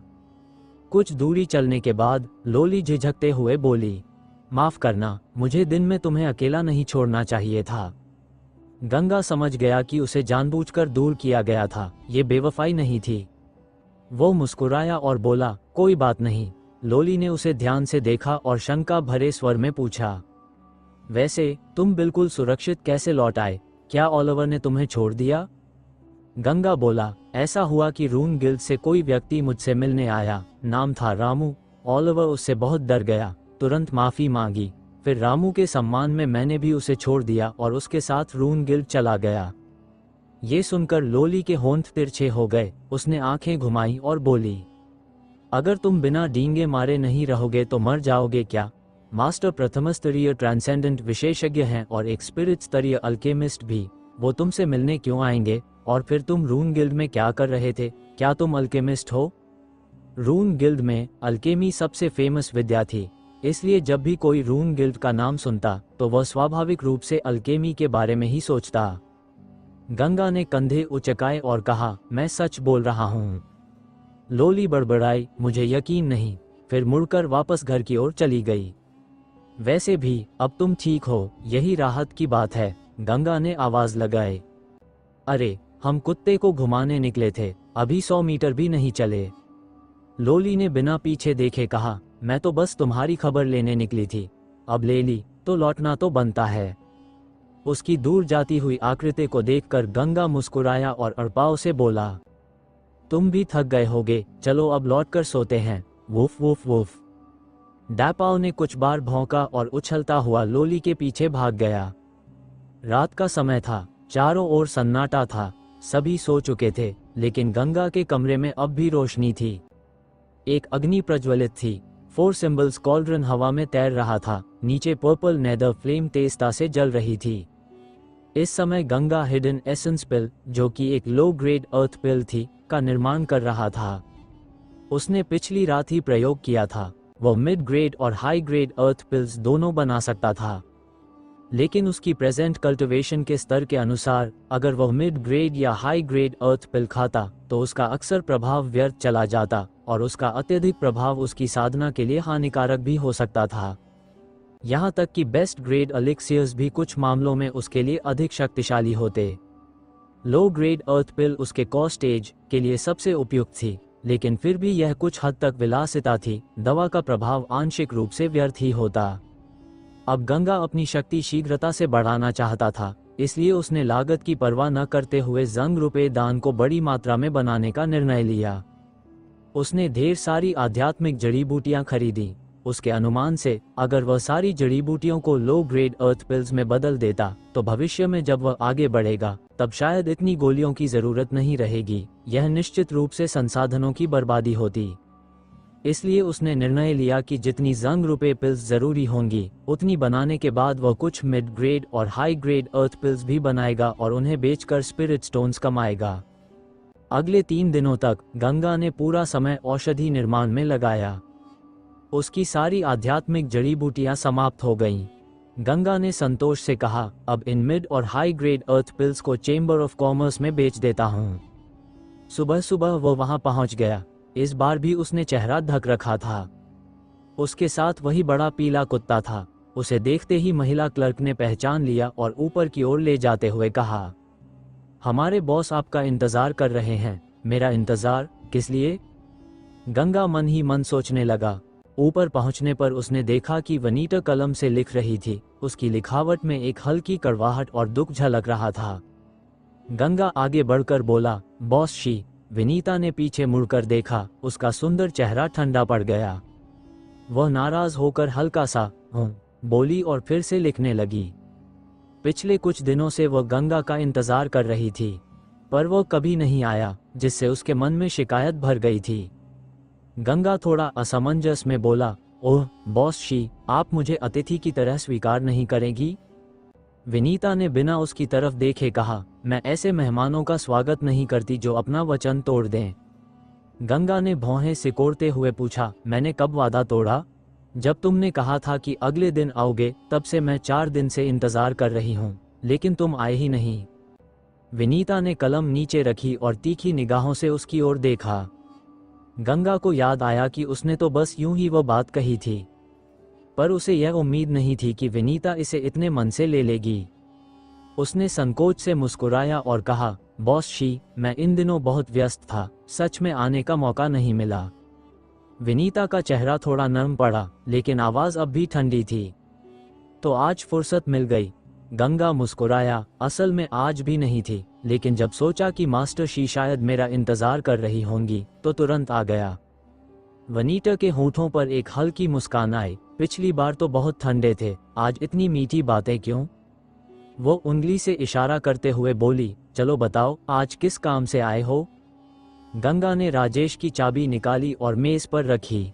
वो बोलने ही वाला था कि विनीता की नज़र उस चाबी पर पड़ी और उसका चेहरा तुरंत बदल गया। उसने अपनी स्टोरेज रिंग से एक मीडियम ग्रेड अर्थ स्वॉर्ड निकाली।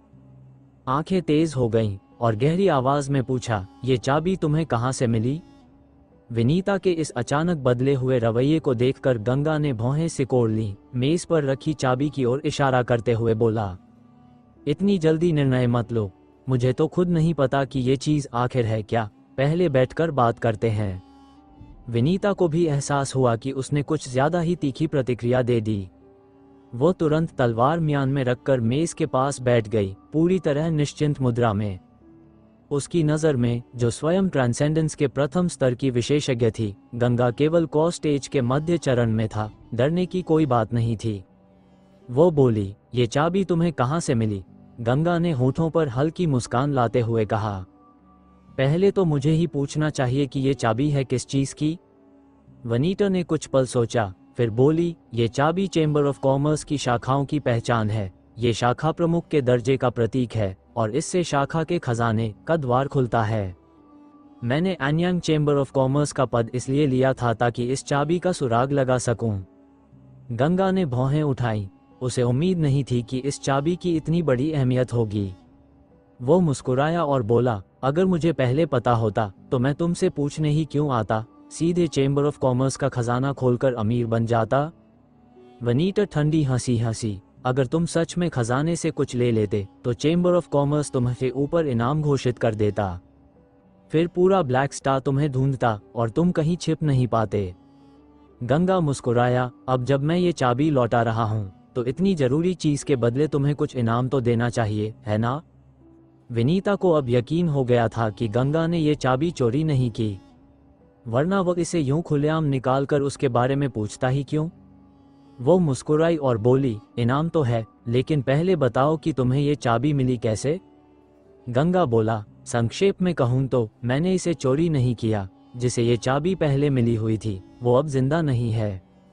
विनीता ने भौहें उठाई और हल्की मुस्कान के साथ बोली, जैसा मैंने सोचा था, ये चाबी तुम्हें जय से मिली, है ना? गंगा शांत स्वर में बोला, नहीं नहीं। वनीता कुछ पल के लिए चौंकी, फिर भौहें सिकोड़ते हुए बोली, चेंबर ऑफ कॉमर्स से चीजें सिर्फ जय ही ले गया था। अगर उसने नहीं ली तो फिर किसने? गंगा को समझ आ गया कि जय और राजेश की मौत अब उजागर हो चुकी थी। वो अब कुछ छिपाना नहीं चाहता था। उसने कहा, वो राजेश था। राजेश? विनीता चकित रह गई। वो चाबी राजेश के हाथ कैसे पहुंची? क्या जय ने उससे छीनी और उसे दे दी? वो सिर हिलाती रही, कोई उत्तर नहीं मिला। गंगा बोला, अब क्या मैं अपने इनाम के बारे में बात कर सकता हूँ? वनीता हंसी और आंख मारी, इनाम बहुत आसान है, मैं तुम्हारे राजेश को मारने की बात सीक्रेट रखूंगी, यही काफी नहीं? गंगा ने सिर हिलाया, इसे इनाम कहना मुश्किल है। विनीता ने चाबी उठाकर बोली, क्यों नहीं? हालांकि बेरी सिटी की शासन व्यवस्था वंशानुगत है, लेकिन वो फिर भी किंगडम के अधीन है। अगर मैं अभी यह बात उदयपुर लॉर्ड्स मैंशन को बता दूं, तो वे तुरंत तुम्हें पकड़ने के लिए लोग भेजेंगे। मैं तुम्हारी जान बचा रही हूं, क्या एक जान का इनाम काफी नहीं? गंगा मुस्कुराया, उदयपुर के लोग मुझे पकड़ना चाहें तो शायद उनमें इतनी क्षमता नहीं। विनीता ने हल्की हंसी के साथ कहा, वाह, काफी घमंडी हो तुम। अगर वो व्यक्ति जो तुम्हारे पीछे है वो होता तो शायद तुम बच जाते, पर तुम अकेले हो। उदयपुर में ऐसे बहुत लोग हैं जो तुम्हें परास्त कर सकते हैं। गंगा समझ गया कि विनीता सोचती है कि जय और राजेश को किसी और ने मिलकर मारा है, वह अकेला नहीं था। वह अब समझाने की जरूरत नहीं समझता था, बस मुस्कुराया और बोला, पुरानी कहावत है, औरत और छोटे मन वाले व्यक्ति से बचना सबसे मुश्किल है। विनीता ने आंखें घुमाई, ये कौन सी पुरानी कहावत है, कभी सुनी नहीं? गंगा हंसते हुए बोला, इसका मतलब है कि तुम्हारी पढ़ाई अधूरी है। तुम? वनीता ने ठंडी सांस ली, हम कभी किसी औरत के सामने झुक नहीं सकते क्या? गंगा बोला, मुझे लगता है तुम तो मर्दों से भी ज्यादा डरावनी हो। वनीता चिढ़कर बोली, कुछ और कहना है? नहीं तो निकलो यहाँ से, वरना मैं शहर प्रमुख को बुलाकर बता दूंगी कि राजेश का हत्यारा यही है। गंगा हंस पड़ा, वाकई औरत का दिल सबसे जहरीला होता है। विनीता कुछ कहती उससे पहले ही गंगा ने आगे कहा, वैसे मैं केवल चाबी लौटाने नहीं आया हूँ, मैं तुम्हें कुछ औषधियाँ बेचने भी आया हूँ। मुझे चाबी देने से कोई फायदा नहीं हुआ तो कम से कम दवाओं की कीमत तो ठीक से दो। वनीता बोली, अगर तुम्हारी औषधियाँ सच में अच्छी हैं तो मैं तुम्हारे लिए नीलामी रख दूंगी। शहर के सभी प्रतिष्ठित लोग आएंगे और मैं तुमसे कोई शुल्क नहीं लूंगी। जितनी कीमत लगेगी वह पूरी तुम्हारी होगी। वह यह इसलिए बोली क्योंकि उसे पूरा विश्वास था कि गंगा ऐसी कोई उच्च स्तरीय औषधि बना ही नहीं सकता। गंगा मुस्कुराया, तो फिर देख लो, क्या मेरी दवाएं किसी काम की हैं या नहीं? उसने 2 औषधि की बोतलें निकाली, मेज पर रखी और कहा, देखो और बताओ कैसी हैं? विनीता ने बोतल की तरफ अन्य ढंग से देखा, कहीं ये अर्थ पिल तो नहीं? पूरे उदयपुर में सिर्फ हरेश ही ऐसा अल्केमिस्ट था जो लो ग्रेड अर्थ पिल बना सकता था, इसलिए ये गोली बहुत मूल्यवान थी और यह सोचना भी मुश्किल था कि गंगा इसे बना सकता है। थोड़ी झिझक के बाद उसने बोतल का ढक्कन खोला, एक हल्की सुगंध कमरे में फैल गई और उसका चेहरा तुरंत बदल गया। उसने जल्दी से एक गोली निकाली और ध्यान से देखी। वह तुरंत समझ गई कि यह एक मिड ग्रेड अर्थ पिल है और उसकी गुणवत्ता शहर में पहले देखी गई किसी भी गोली से कहीं बेहतर थी। वह आश्चर्यचकित नजरों से गंगा को देखने लगी, ये सच में मिड ग्रेड अर्थ पिल है। तुम्हें ये कहाँ से मिली? मैंने ऐसी गोली कभी नहीं देखी। गंगा बोला, ये टाइगर डेमन पिल है, जहां से मिली वो जानने की जरूरत नहीं। विनीता ने और कुछ नहीं पूछा, उसने गोलियों को गिना, कुल 18 थीं। वो सोच में पड़ गई कि अगर वह इनका प्रचार ठीक से करे तो ये गोलियां बहुत ऊंचे दाम पर बिक सकती हैं। आखिर मिड ग्रेड अर्थ पिल पूरे उदयपुर में अत्यंत दुर्लभ थी। जब वो विचार कर ही रही थी, गंगा ने दूसरी बोतल की ओर इशारा किया।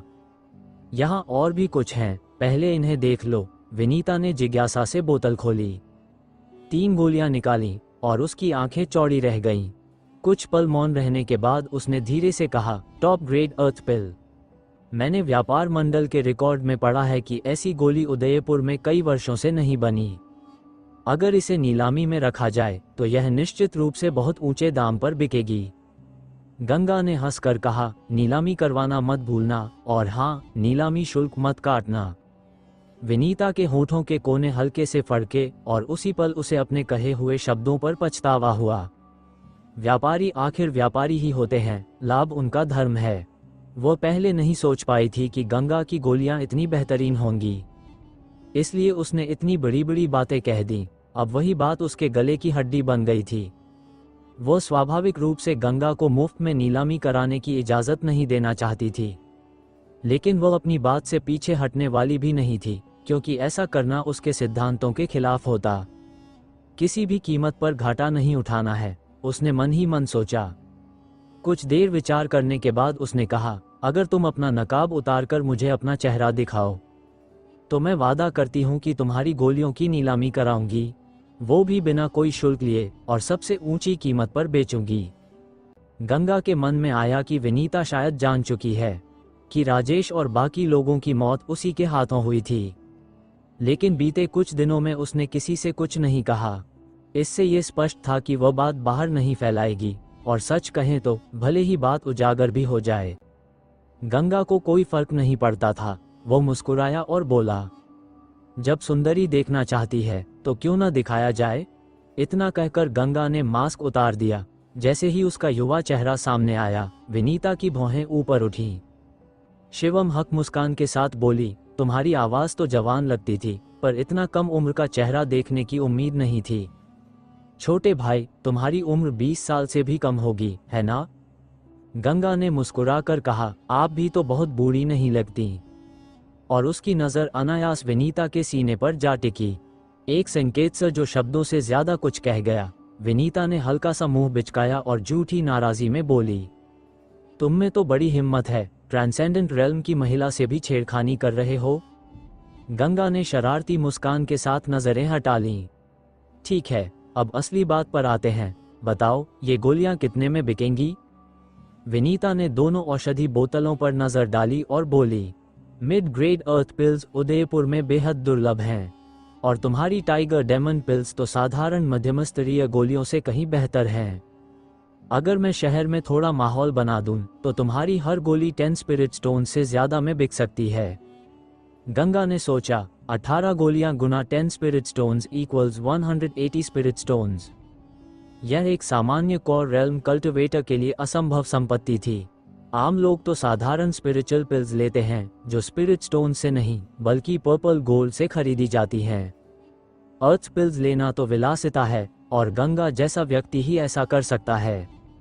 गंगा ने पूछा, और यह जो फेनवा पिल है, इसका क्या मूल्य होगा? वनीता बोली, सामान्य बाजार दर के अनुसार एक टॉप ग्रेड अर्थ पिल की कीमत 30 स्पिरिट स्टोन्स होती है, लेकिन उदयपुर में ऐसी गोली कई वर्षों से नहीं आई। अगर शहर की बड़ी ताकतों को पता चला तो वे इसे खरीदने के लिए एक दूसरे से भिड़ जाएंगे। उस स्थिति में कीमत कितनी जाएगी मैं नहीं कह सकती। गंगा ने संदेह से पूछा, बॉस शी, आपकी बातों से तो लगता है कि अर्थ पिल्स बेहद दुर्लभ हैं, तो क्या इन्हें दूसरे शहरों या प्लेस से लाकर यहाँ नहीं बेचा जा सकता? वनीता ने सिर हिलाया, पूरा ब्लैक स्टार साधकों से भरा है। औषधियाँ हर जगह कम पड़ती हैं, विशेषकर उच्च स्तरीय दवाएं जिनकी जरूरत उच्च स्तरीय साधकों को होती है। दूसरे प्लेस खुद कमी में हैं, तो उदयपुर जैसी जगह पर अच्छी औषधियां कौन लाएगा? गंगा ने सिर हिलाकर कहा, तो इसका मतलब है कि अल्केमिस्ट की मांग यहाँ काफी अधिक है। विनीता ने कहा, बिल्कुल, औषधियां नाशवान होती हैं, बार बार बनानी पड़ती हैं, इसलिए अल्केमिस्ट सबसे ज्यादा मांग में रहते हैं। पर हाँ, उनकी स्थिति वेपन रिफाइनर्स, फॉर्मेशन मास्टर्स और डेमन टेमर्स के बराबर होती है। गंगा बोला, ठीक है, तुम गोलियां बेच देना, मैं अब चलता हूँ। वो उठ खड़ा हुआ। विनीता ने मुस्कराते हुए कहा, हाँ, तुम मुझे कोई अनुबंध नहीं दे रहे, डर नहीं लगता कि मैं तुम्हारी गोलियां चुरा लूं? गंगा मुड़कर बोला, अगर तुमने ऐसा करने की कोशिश की तो एनयांग चेंबर ऑफ कॉमर्स का नाम मिट जाएगा। विनीता ने होंठ तिरछे किए, तुम्हें अपने पीछे वालों पर बड़ा भरोसा है। वैसे तुम्हें शायद पता नहीं, चेंबर ऑफ कॉमर्स पूरे ब्लैक स्टार के 10 सबसे बड़े व्यापारिक घरानों में से एक है। इसे मिटाना इतना आसान नहीं। गंगा मुस्कुराया, बहस का कोई फायदा नहीं, अलविदा। वो नीचे उतरने लगा। विनीता ने सीढ़ियों तक पीछा किया और नाराज होकर बोली, अरे मैं तो मजाक कर रही थी, क्या तुम सच में इतने घमंडी हो? गंगा ने पलटकर कुछ नहीं कहा, बस एक हल्की मुस्कान छोड़ी और चलता बना। विनीता ने उसे जाते हुए देखा, फिर ठंडी सांस भरते हुए बोली, जब मैंने वादा किया है तो मैं नीलामी खत्म होने तक उदयपुर नहीं छोड़ूंगी। गंगा चलते हुए सोच रहा था, नीलामी के बाद मुझे ग्रेट डायनेस्टी की ओर निकलना चाहिए। उसके मन में चिंता थी, पता नहीं सिस्टर मालिनी, अनु और बाकी लोग कहाँ होंगे। मास्टर के अनुसार उन्हें किसी और जगह ट्रांसफर किया गया था, पर ब्लैक स्टार इतना बड़ा है, मैं उन्हें ढूंढूं तो कहां से शुरू करूं? और वहां चारों ओर शक्तिशाली विशेषज्ञ हैं, कहीं वे जीवित भी हैं या नहीं, पता नहीं। वो चिंताओं में डूबा अपने सी ऑफ कॉन्शियसनेस में झांकने लगा। इमॉर्टल डेमन मैजिकल कैनन शांत पड़ा था, मास्टर की चेतना अब तक उसमें से बाहर नहीं आई थी। पता नहीं उसे ठीक होने में कितना समय लगेगा, और गंगा के पास उससे पूछने के लिए बहुत से प्रश्न थे। पिछली बार से अब तक रॉथ ऑफ द स्काई की तीरंदाज आत्मा वामी भी नहीं जागी थी। गंगा को अब शक होने लगा कि शायद वह हमेशा के लिए विलीन हो गई हो। उसके सी ऑफ कॉन्शियसनेस में 2 आत्माएं रहती थीं, पर दोनों मौन थीं। यह एहसास अजीब था। इन्हीं विचारों में डूबा वह गोस्वामी फैमिली के द्वार तक पहुंचा, जहां उसने देखा एक व्यक्ति तंग कपड़ों में दरवाजे के पास खड़ा था, और पास ही 2 फायर फेदर्ड हॉर्सेस से जुड़ी एक भव्य रथ खड़ी थी। जैसे ही गंगा पास पहुंचा, वो व्यक्ति आगे बढ़ा और आदरपूर्वक बोला, नमस्ते मास्टर डान। गंगा ने ध्यान से देखा। वो वही व्यक्ति था आयुष, जो उस दिन फुटबॉल मैदान पर उसकी प्रतिक्रिया से घायल हुआ था। गंगा ने पूछा, क्या बात है? आयुष ने विनम्रता से कहा, मास्टर, ब्रदर ने आपको एक सभा में आमंत्रित किया है और मुझे आपको लाने के लिए भेजा है। गंगा ने मुस्कुराकर कहा, बदला लेना चाहता है क्या? आयुष ने घबराकर हाथ हिलाए, नहीं, बिल्कुल नहीं। ब्रदर यूहू आपकी दोस्ती चाहता है और वो आपसे एक मदद भी मांगना चाहता है। गंगा ने कहा, जब उसे मदद चाहिए तो खुद क्यों नहीं आया? आयुष ने असहज होकर कहा, ब्रदर यूहू इस समय व्यस्त हैं। सच में? गंगा ने उसे बीच में रोकते हुए कहा, ठीक है, चलो। वो रथ पर चढ़ गया, उसके साथ डापाओ भी। वैसे भी फुर्सत में हूँ, गंगा ने सोचा, देखते हैं अब यह ओलिवर क्या करने वाला है। आयुष भी रथ में बैठ गया। घोड़े ने रफ्तार पकड़ी और रथ जेंग मैंशन की ओर बढ़ चला। ओलिवर की स्थिति के अनुसार वो इस प्लेस में अपना स्वतंत्र महल नहीं रख सकता था, क्योंकि यहाँ हर परिवार में कम से कम एक ट्रांसेंडेंट रेल्म एक्सपर्ट मौजूद था। लेकिन ओलिवर और रका ने परिवार को अलग नहीं किया था, इसलिए ओलिवर ने जनरल्स मैंशन के पास ही एक और जेंग रेजिडेंस बनवा ली थी। वो जगह रॉयल मैंशन से दूर नहीं थी, इसलिए वे जल्दी पहुंच गए। आयुष के मार्गदर्शन में गंगा मुख्य हॉल तक पहुंचा, जहां उसने देखा ओलिवर के अलावा 2 और व्यक्ति बैठे थे। गंगा ने उन्हें पहले भी फुटबॉल मैदान पर देखा था। दोनों उदयपुर के जाने माने व्यक्तित्व थे। मास्टर, कृपया अंदर आइए। ओलिवर स्वयं खड़ा हुआ और गंगा का स्वागत किया। बाकी दोनों भी शालीनता से खड़े हुए, सिर झुकाकर बोले, मास्टर। गंगा बैठते हुए बोला, मिस्टर जेंग, बताइए आपको मुझसे क्या काम है? ओलिवर ने उस दिन हुई घटना के लिए मास्टर से माफी मांगी और कहा, आशा है मास्टर इसे दिल पर नहीं लेंगे। ओलिवर ने मुस्कुराते हुए अपने हाथ जोड़कर कहा, इसके अलावा मैंने आज आपको इसलिए आमंत्रित किया है ताकि आप एक विशेष प्रकार की दवा बनाने में मेरी मदद कर सकें। ओलिवर वाकई एक अच्छा इंसान था। भले ही उसे पहले नुकसान उठाना पड़ा था, फिर भी उसने गंगा से माफी मांगी। गंगा मुस्कुराया और बोला, उस बात को अब जाने दो। जहां तक दवा बनाने की बात है, हाँ, मेरी फीस बहुत ज्यादा होती है। ओलिवर ने कहा, जब तक आप इसे सफलतापूर्वक बना देते हैं, मैं यकीन दिलाता हूँ कि इनाम आपको संतुष्ट करेगा। 20 स्पिरिट स्टोन्स कोई छोटी रकम नहीं है ना? 20 स्पिरिट स्टोन्स सच में बहुत होते हैं, लेकिन गंगा के लिए यह कोई बड़ी बात नहीं थी। फिर भी जब वह पहले से ही वहां था, तो उसने तय किया कि ये स्पिरिट स्टोन्स ले ही ले। उसने पूछा, कौन सी दवा बनानी है, बताओ जरा। ओलिवर ने कहा, पर्पल लू पिल। यह एक लो ग्रेड अर्थ पिल है जो किसी को ट्रांसेंडेंट रेल्म तक प्रैक्टिस करने में मदद कर सकती है। गंगा ने उसे देखा और पूछा, क्या तुम ट्रांसेंडेंट रेल्म तक पहुंचने जा रहे हो? बिल्कुल, ओलिवर ने सिर हिलाया। उसी वक्त एक सफेद चोगा पहने हुए और छाती पर ब्रॉन्ज बैज लगाए एक स्पिरिचुअल लेवल अल्केमिस्ट हाल में चला गया। उसे देखते ही ओलिवर के चेहरे पर आदर झलकने लगा। मास्टर, आपको यहाँ बुला पाना मेरे लिए सम्मान की बात है। ब्रदर, आप ज्यादा कह रहे हैं। जीवन ने गर्व से सिर हिलाया और हाल में चला गया। सब लोग खड़े होकर उसका स्वागत करने लगे, लेकिन गंगा वहीं बैठा रहा। जीवन ने गंगा की ओर एक असंतुष्ट नजर डाली, लेकिन कुछ नहीं कहा। वह सबसे आगे जाकर बैठ गया और ओलिवर से बोला, ब्रदर यूहू, जब मैं तुम्हारे लिए दवा बना लूंगा तो मैं रून गिल्ड की परीक्षा देने जाऊंगा। तब मुझे अपना ब्रॉन्ज बैज बदलकर सिल्वर लेना होगा। ओलिवर ने उसकी तारीफ की। मास्टर डीके, आपको अग्रिम बधाई। उदयपुर में अर्थ लेवल अल्केमिस्ट सिर्फ प्रेसिडेंट हैं। अब आप भी उनसे टक्कर लेने की क्षमता रखते हैं। जीवन ने हाथ हिलाकर कहा, नहीं नहीं, अभी तो परीक्षा पास नहीं की है, मैं उनसे कैसे तुलना कर सकता हूँ। हालांकि उसकी आंखों की चमक साफ बता रही थी कि परीक्षा के बाद वह हरेश से मुकाबला करना चाहता है। वह ओलिवर की ओर देखकर बोला, अब जब मैं पढ़ाई से लौट आया हूँ, तो अब मैं साधारण स्पिरिट ग्रेड दवाएं नहीं बनाऊंगा। बताओ, कौन सी दवा चाहिए? ओलिवर ने कहा, लो ग्रेड अर्थ एलिक्सिर, पर्पल लू एलिक्सिर। ये सुनकर जीवन की भौहें हल्की सी फड़क उठी, फिर शांत स्वर में बोला, पर्पल पिल। ये तो लो ग्रेड अर्थ पिल्स में भी सबसे कठिन दवा है। ब्रदर यूहू, तुमने मुझे कठिन काम दिया है। ओलिवर मुस्कुराया, मास्टर डीके, मुझे आपके कौशल पर पूरा भरोसा है, आप जरूर सफल होंगे। जरूर। जीवन ने गर्व से सिर हिलाया, लेकिन उसकी आंखों में झिझक थी।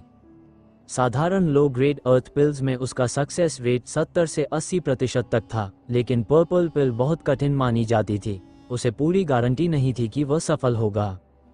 फिर भी उसने आत्मविश्वास बनाए रखा, अगर एक बार में नहीं बना तो 2-3 बार कोशिश कर लेंगे। वह ओलिवर की ओर देखकर बोला, वैसे इनाम के बारे में ब्रदर यूहू, तुम्हारा क्या विचार है? ओलिवर ने कहा, अगर आप सफलतापूर्वक पर्पल लू पिल बना देते हैं तो मैं आपको 100 स्पिरिट स्टोन्स दूंगा। 100 स्पिरिट स्टोन्स बहुत बड़ी रकम थी। हालांकि पर्पल पिल की असली कीमत इतनी नहीं थी, लेकिन उदयपुर में इसे खरीदा भी नहीं जा सकता था। अब ओलिवर को ट्रांसेंडेंट रेल्म प्रैक्टिस करना था, तो उसके लिए ये किसी भी कीमत पर मूल्यवान थी। जीवन की आंखें चमक उठीं और वह संतुष्ट होकर सिर हिलाने लगा। उसी समय उसकी नजर गंगा पर पड़ी। उसने सिर ऊंचा रखा और अहंकार से पूछा, ब्रदर यूहू, यहाँ सबको मैं जानता हूँ, लेकिन यह नौजवान कौन है? ओलिवर ने कहा, मास्टर क्यू, यह मास्टर हैं जिन्हें मैंने पर्पल पिल बनाने में सहायता के लिए बुलाया है। ये सुनकर गंगा सब समझ गया। ओलिवर ने उसे बुलाया था ताकि संबंध अच्छे बने रहें और अनावश्यक दुश्मनी से बचा जा सके। असल मकसद दवा बनवाना नहीं था, वरना वो जीवन को नहीं बुलाता। ऊपर से उसने गंगा को सिर्फ 20 स्पिरिट स्टोन्स दिए थे, जबकि जीवन को 105 गुना ज्यादा।